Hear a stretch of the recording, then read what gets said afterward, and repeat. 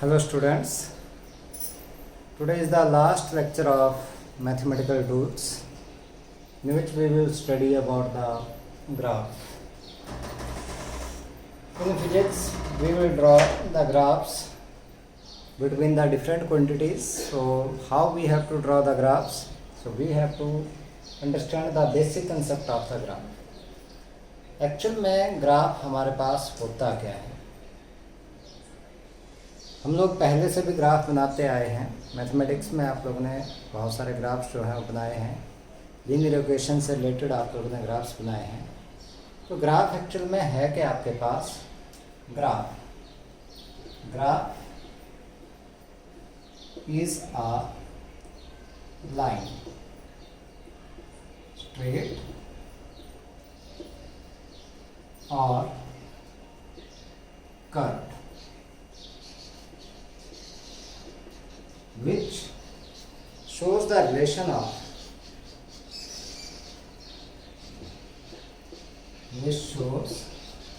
the variation of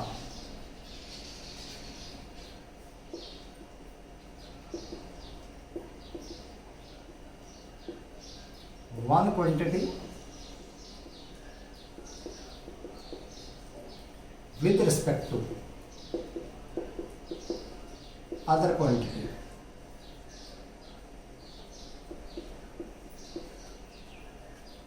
Which are interrelated.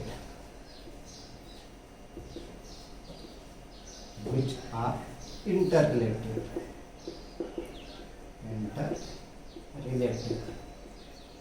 with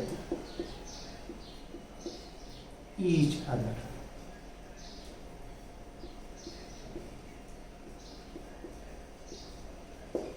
means एक quantity की दूसरे के साथ वेरिएशन को जो रिप्रेजेंट करता है, जो कि दो क्वांटिटी एक दूसरे के साथ इंटर रिलेटेड है, तो उस वेरिएशन को हम लोग क्या बोल देते हैं? That is known as a graph.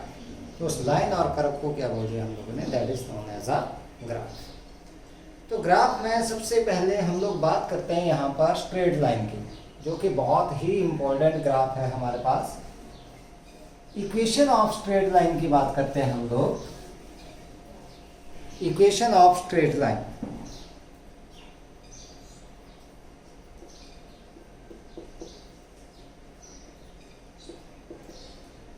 Equation of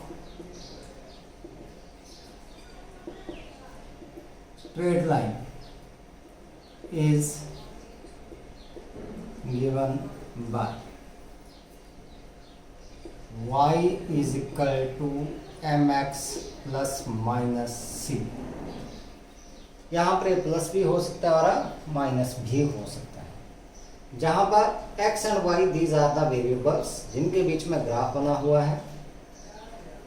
m is given by tan of theta which is known as the slope of graph.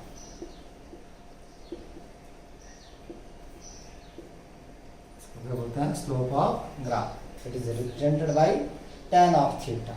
ठीक है, जैसे मान लो हमारे पास इस तरीके से x और y के बीच में ग्राफ बन रहा है। ये आपके पास x एक्सिस है, this one is y axis 0। ये इस तरीके से ग्राफ है, तो आपके पास ये जो एंगल आएगा आपके पास दिस रिप्रेजेंट्स थीटा। तो यहाँ से अगर परपेंडिकुलर हम लोग ड्रॉ करेंगे, let this one is point A, this one is point B, then tan of theta that is equal to perpendicular किसके बराबर? AB upon base that is equal to AB. This represents the slope. ठीक है।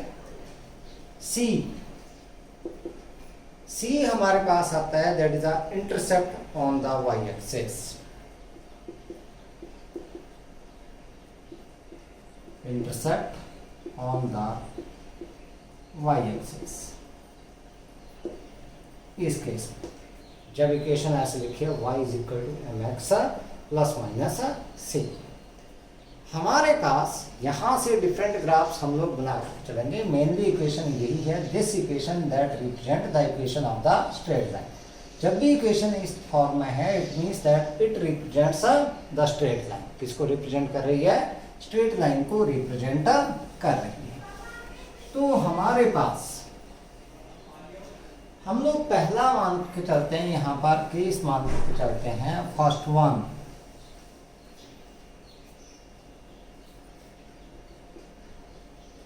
When y is equal to mx, सिर्फ इतना सा दिया है। इसका मतलब यहाँ पर m is positive, means slope is positive and c is 0, c आ ही रहा है यहाँ। तो इसका मतलब क्या हुआ, दैट द ग्राफ कहाँ से स्टार्ट होगा, स्टार्ट्स फ्रॉम ऑरिजिन से स्टार्ट होगा, क्योंकि c किसके बराबर हो गया, दैट इज इक्वल टू 0। तो हमारे पास ग्राफ जो बनेगा, ग्राफ बनेगा इस तरीके से, ये हमारे पास आ गया और ये this is x axis, this is y axis और ये आ गया ऑरिजिन। ठीक है, slope is positive, positive slope का मतलब थीटा इज पॉजिटिव। तो हमारे पास ग्राफ स्ट्रेट लाइन है, तो इस तरीके से हमारे पास ये, अब एंगल थीटा पॉजिटिव है, इट मीन्स आपके पास ये आ गया था, this one angle theta. Second one, अगर हमारे पास दिया गया है when this y is equal to mx plus c आपके पास कांस्टेंट है। सो यहाँ पर देखिए, अगर हम लोग m is positive, c is positive, it means the graph जो y इंटरसेप्ट है, intercept on the y axis, that is positive, it means graph starts from positive y axis. कहाँ से स्टार्ट होगा, पॉजिटिव y एक्सिस। तो हमारे पास इस तरीके से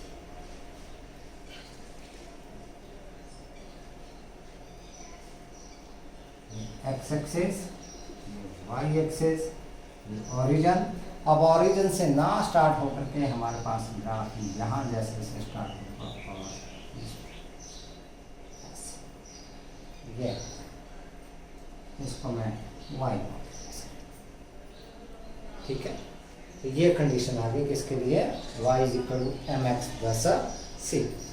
और अगर मान लो हमारे पास ऐसे ना होकर के क्या हो जाता है, that y is equal to m x minus c आ जाता है।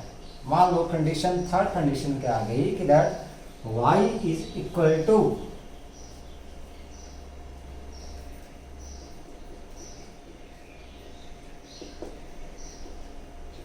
M x minus c. अब देखो यहाँ पर m इज पॉजिटिव, स्लोप तो पॉजिटिव है, and c is negative. It means slope रहेगी पॉजिटिव और ये c है, ये है negative. It means graph starts from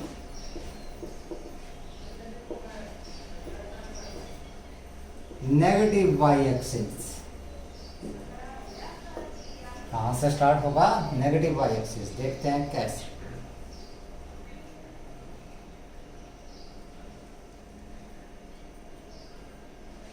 x axis, this is y axis, ये ओरिजिन। तो ग्राफ यहाँ से स्टार्ट हो जाएगा इस तरीके से।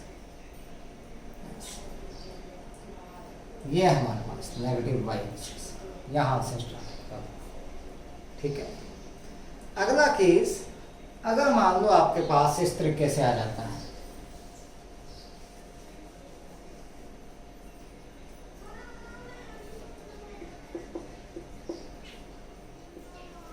y is equal to minus m x plus c. यहाँ पर क्या हो गया, m इज नेगेटिव, मतलब slope is negative, c is positive. ऐसे भी तो हो सकता है, c पॉजिटिव है, m क्या हो गया आपके पास, नेगेटिव आ गया। तो इस केस में आपके पास ग्राफ जो है वो कहाँ से स्टार्ट होगा, पॉजिटिव y एक्सिस से स्टार्ट होगा, लेकिन जो स्लोप है that is a negative slope. अब नेगेटिव स्लोप जब भी स्टार्ट होगी तो ग्राफ यहाँ से स्टार्ट होकर के ऐसे like this slope this represents the negative slope. ठीक है, हमारे पास ये तो आगे स्ट्रेट लाइन की बात कर ली, इसी तरीके के ग्राफ हम लोग जो हैं वो डिस्कस करेंगे यहाँ पर फिजिक्स में, इतना ही करेंगे। बात करते हैं हम लोग इसकी, that is the equation of parabola. Equation of a parabola mathematics वाले स्टूडेंट्स जो हैं वो मैथमेटिक्स में भी पढ़ेंगे इनको। इक्वेशन ऑफ पैराबोला को हम लोग यहाँ पर अलग से करेंगे थोड़ा सा, तो उसकी बात करते हैं हम लोग equation of parabola.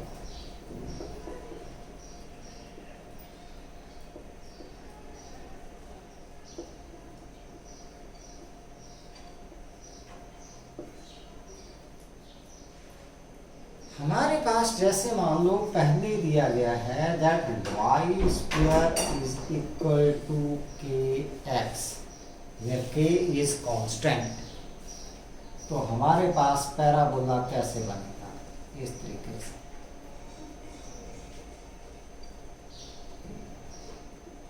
X axis, this is y axis, तो पैराबोला बनेगा इस तरह से, symmetric about the x axis.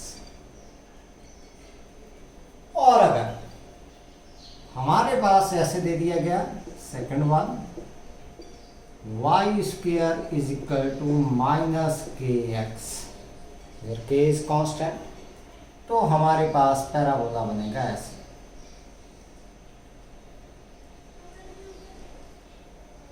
This is positive x axis, this is y axis, तो पैराबोला बन जाएगा इस साइड।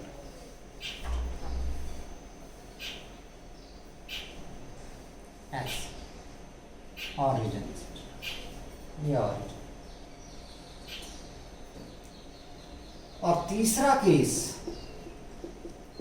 अगर मान लो ऐसे ना हो करके आपके पास आ गया x square is equal to k y, तो क्या होगा आपके पास, आप ये पैराबोला आएगा सिमेट्रिक अबाउट वाई एक्सिस के अबाउट आएगा, तो हमारे पास पैराबोला बनेगा ऐसे।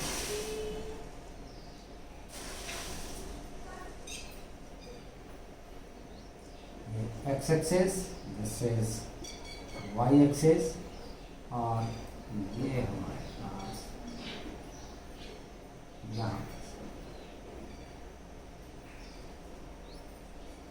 दिस इज जी। लेकिन कई बार क्या होता है हमारे पास कि फोर्थ वन लेकर के चलते हैं हम लोग, पैराबोला की इक्वेशन ऐसे ही नहीं, एक इक्वेशन और आती है जब हमारे पास जो ओरिजिन, जो ये इसका सेंटर आता है, ओरिजिन के ऊपर ना आके हमारे पास इस तरीके से आ जाती है equation, that y is equal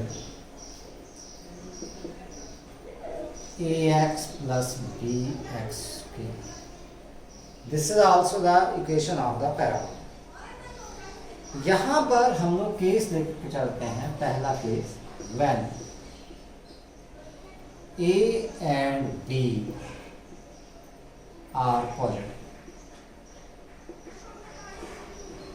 दोनों क्या है पॉजिटिव, दोनों के दोनों हो गए हमारे पास पॉजिटिव, तो हमारे पास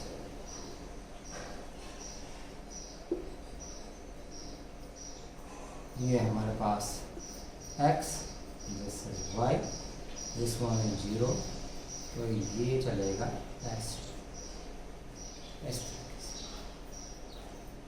लेकिन अगर मान लो आपके पास क्या है, if a is positive and b is negative, second case मान लिया हम लोगों ने,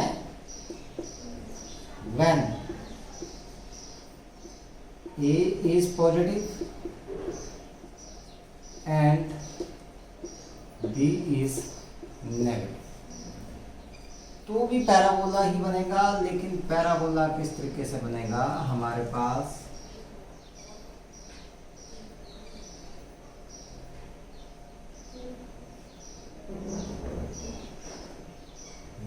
एक्स एक्सिस, वाई एक्सिस, तो पैराबोला बनेगा इस तरीके से,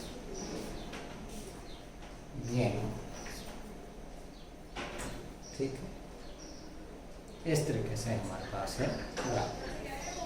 ठीक है, नेक्स्ट वन, थर्ड की बात करते हैं हम लोग। Third equation,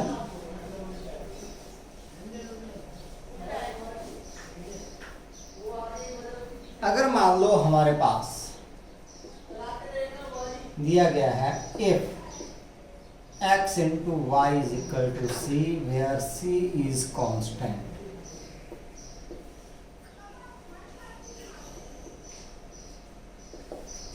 c is a constant, तो हम लोग लिख सकते हैं that y is equal to c upon x. This implies that y that varies inversely as x means x बढ़ेगा तो y की वैल्यू क्या होगी, कम होगी। तो हमारे पास ये जो वेरिएशन है वो वेरिएशन इस तरीके से रिप्रेजेंट करेंगे हम लोग, ये x, ये y, this is 0, this variation will be represented इस तरीके से। ठीक है, तो ये कुछ ग्राफ थे जो आप लोगों ने करने हैं, जो आप लोग करो। Next one is binomial theorem, जिसका हम लोग यूज करेंगे, लेकिन जितना यूज करेंगे हम लोग उतनी ही बात करेंगे binomial theorem.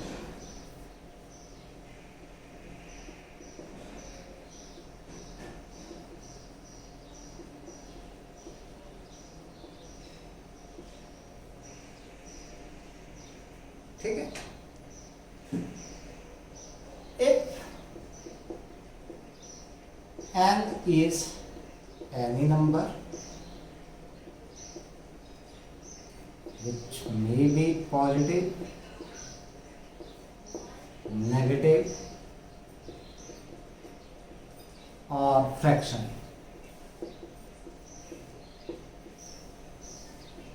and x is a real number such that x is less than 1. x क्या आ गया आपके पास है, less than 1. Then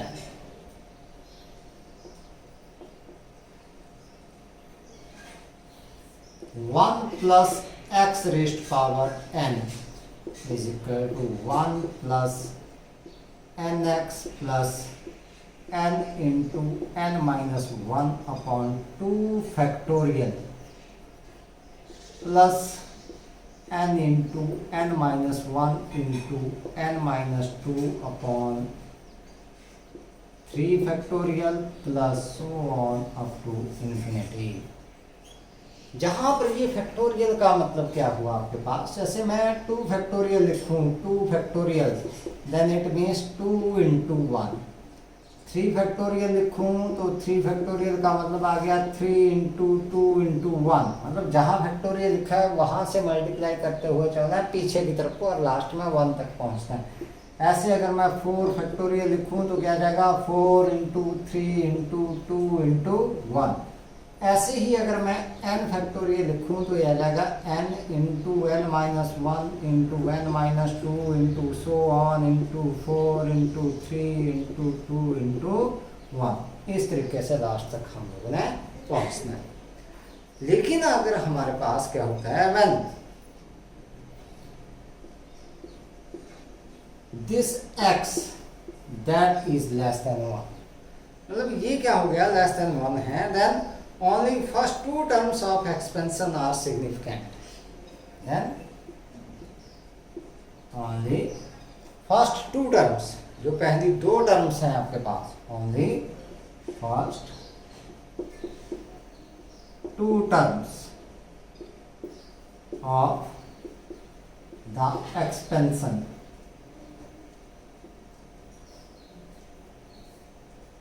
are significant. बाकी सारी की सारी क्या हो जाएंगी, बहुत कम हो जाएंगी, तो वो निग्लिजिबल हो जाएंगी। तो हमने क्या लिखना है, therefore 1 plus x raised power n that is equal to 1 plus n x. ये हम लोगों ने फिजिक्स में यूज करनी है बाइनोमियल थ्योरम। जहां पर भी यूज करेंगे बस इतना ही यूज करना है। तो आप लोगों के काम की बाइनोमियल थ्योरम आपके पास क्या बची कि 1 plus x raised power n is equal to 1 plus n x.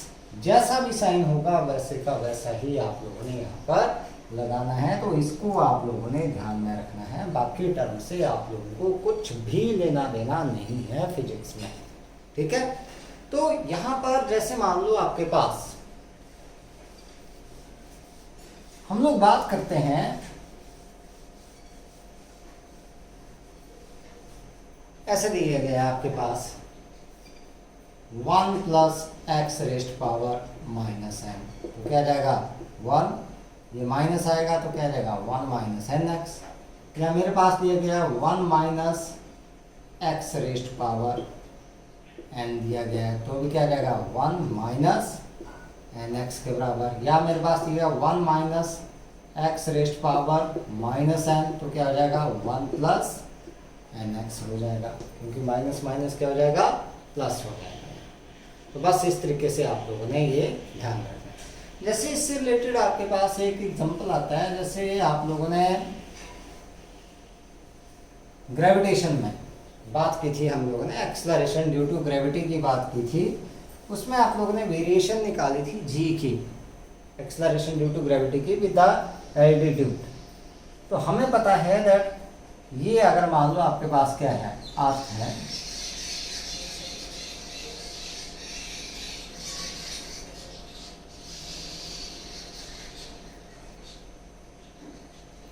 Use बता रहा हूँ कि किस तरीके से करते हैं हम लोग। ये इसका आ गया सेंटर ओ, या आगे radius R on the surface of earth. यहाँ पर बात करें the value of g that is given by G M upon R. लेकिन अगर मैं किसी हाइट h के ऊपर यहाँ पर h, ये h ले ली मैंने हाइट h। अब यहाँ से डिस्टेंस सेंटर से देखूं अगर मैं तो ये आ गया आपके पास r प्लस एच के बराबर ये हाइट, जहाँ पर h क्या है which is very very less than r। तो ये acceleration due to gravity that is equal to G M upon R plus h का होल स्क्वायर। मैंने ये वैल्यू निकालनी है कि भाई इतनी हाइट के ऊपर कितनी है जी की value with respect to this one. ये 1 है, this one is equation number 2 आपके पास। So ji dash upon ji that is equal to, मैंने क्या किया इसको डिवाइड कर दिया इससे, तो मेरे पास बच गया किसके बराबर R square upon R plus h का होल स्क्वायर। मैंने क्या किया यहाँ से आर स्क्वायर ले लिया कॉमन, तो मेरे पास आ गया आर स्क्वायर, इनसाइड बच गया यहाँ पर क्या 1 प्लस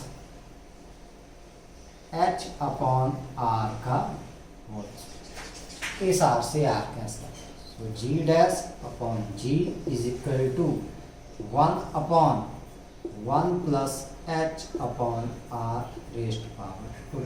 वापस ले जाऊँ इस टर्म को, तो g dash upon ji that is equal to 1 plus h upon r rest power -2।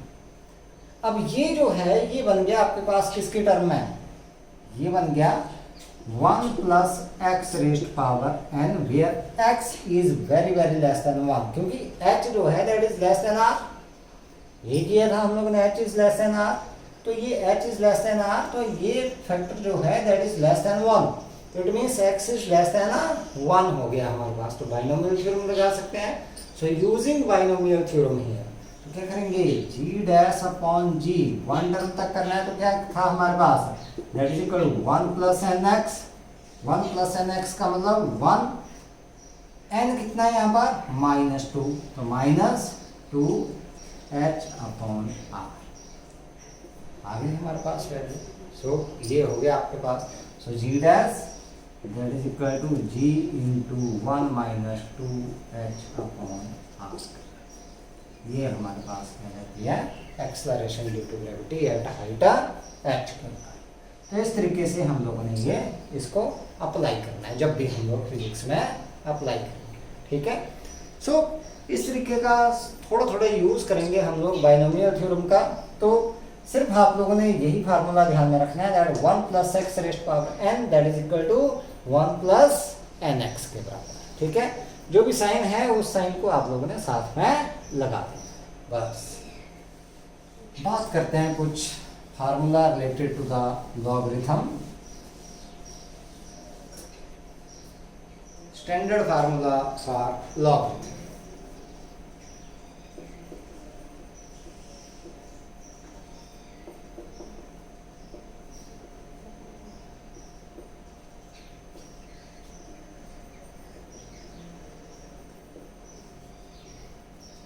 हमारे पास अगर बात करें पहले that log of m into n that is equal to log of m plus log of n। दो terms अगर multiply हो उनका लॉग हो तो किस में लिख देते हैं, प्लस में। दूसरा log of m upon n division में है तो क्या कर देते हैं, log of m minus log of n कर देते हैं। और तीसरा हमारे पास क्या आता है, log of m power n ऐसे दिया गया है, ठीक है। पावर हमारे पास आगे आ जाती है n log of m। इस तरीके से हम लोग करते हैं। अब बात करते हैं हम लोग नेचुरल लॉग। एक आता है नेचुरल लॉग और दूसरा हमारे पास आता है कौन सा, कॉमन लॉग, ठीक है। कॉमन लॉग की वैल्यू हमारे पास लॉग टेबल में मिलती है जिसका बेस 10 आता है। नेचुरल लॉग का जो बेस है वो आता है बेस e, ठीक है। सो नेचुरल लॉग हमारे पास क्या हुआ,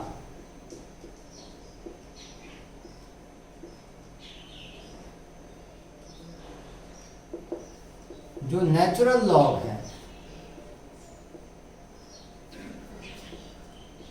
as base e, where this e that is equal to 1 plus 1 upon 1 factorial plus 1 upon 2 factorial plus 1 upon 3 factorial plus so।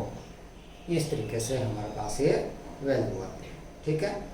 तो इसको जब भी हम लोग सॉल्व करते हैं तो हमारे पास ये वैल्यू आ जाती है 2.718 के करीब अप्रोक्सीमेट। ये वैल्यू कई जगह पर यूज़ होती है तो इसको हम लोगों ने यूज़ करना है, ठीक है।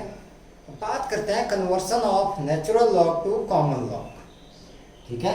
तो कॉमन लॉग क्या आता है, कॉमन लॉग की बात करते हैं पहले। कॉमन लॉग, जो कॉमन लॉग है as base 10।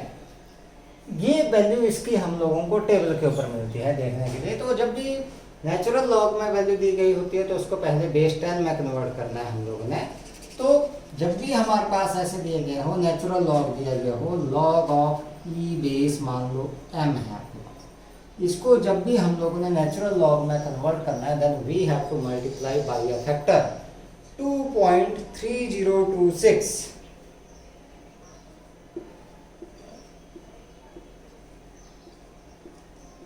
log of 10 base, ये हमारे पास कन्वर्सन हो गई जिसमें बेस 10। तो ये भी हम लोग करेंगे बाद में। तो ये हमारे पास थे मैथमेटिकल टूल्स। कुछ मैंने किए नहीं हैं, जैसे फार्मूला हैं आपके पास, अलजेब्रा के फार्मूला हैं। अलजेब्रा के फार्मूला में आप लोगों ने बात की थी, जैसे a प्लस बी का होल स्क्वायर आपके पास आ गया, a माइनस बी का होल स्क्वायर आ गया, a प्लस बी का होल क्यूब आ गया, a माइनस बी का होल क्यूब आ गया, a square minus b square की बात कर ली, a cube minus b cube की बात कर ली, ठीक है। क्वाड्रेटिक इक्वेशन के सोल्यूशन है आपके पास, लीनियर इक्वेशन के आपके पास सोल्यूशंस हैं। तो वो सारे सोल्यूशंस आप लोगों को आते हैं, you know that how to solve that one. तो वो आप लोग कर लोगे सारे के सारे। वो चीज़ें मैंने आप लोगों को नहीं करवाई हैं। मेनली जो चीज़ें आप लोगों ने नहीं पढ़ी थी उन चीज़ों के बारे में हम लोगों ने यहाँ पर डिस्कस किया है। बस इतने से ही आप लोगों के पास मैथमेटिकल टूल्स थे। इनमें से भी कुछ चीज़ें हम लोगों ने यूज़ करनी है, ऐसा नहीं है एक साथ सारी की सारी चीज़ें यूज़ करनी है। बीच बीच में से हम लोग कुछ चीज़ें यूज़ करेंगे और उन्हीं का हम लोग जो है वो वहाँ पर जहाँ पर यूज़ की जाएंगी वहाँ पर साथ के साथ मैं बताता रहूँगा, सिखाऊंगा साथ के साथ। लेकिन जो फार्मूला हैं वो आप लोगों ने फिर भी याद करने हैं और इनकी आप लोगों ने प्रैक्टिस करनी है। ठीक है, आज के लिए इतना ही है क्योंकि टेस्ट है आप लोगों का, इसलिए आज हम लोगों ने इतना सा ही करना है।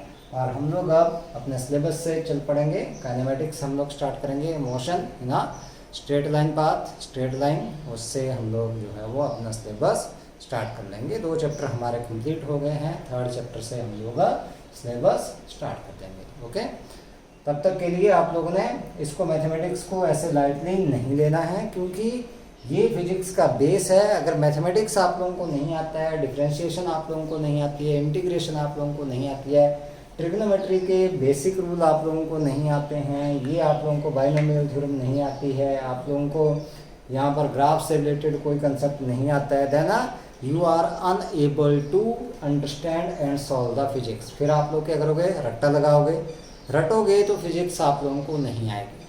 ठीक है, तो बेसिक कंसेप्ट आप लोगों ने सीखने हैं, मैथमेटिक्स आप लोगों ने सीखना है। इसको अभी आप लोगों के पास बेटा टाइम है तो आप लोग इसको थोड़ा सा पक्का कर लो और अच्छे से आप लोगों ने इसको सीखना है। ये नहीं सोचना है कि भाई मैथमेटिक्स हमारे काम की चीज़ नहीं है, ये सबके काम की है और आप लोगों ने इसको सीखना है और अच्छे से करना है। ठीक है, तो तब तक के लिए thank you and have a nice day.